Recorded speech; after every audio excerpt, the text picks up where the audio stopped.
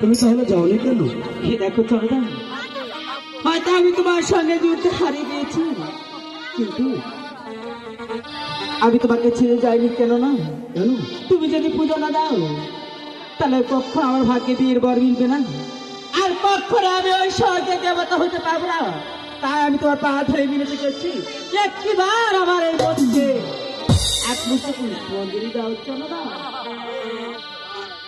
সত্যি বলছো?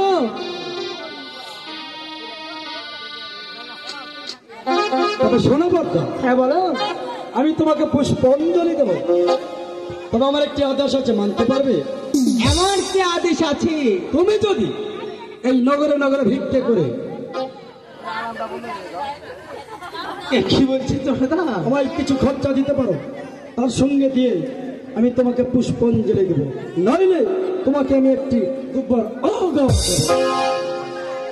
এই দেখো জনদা, আমি দেব মহাদেবের কন্যা হয়ে কিভাবে আমি নগরে নগর ভিক্ষা করতে যাব?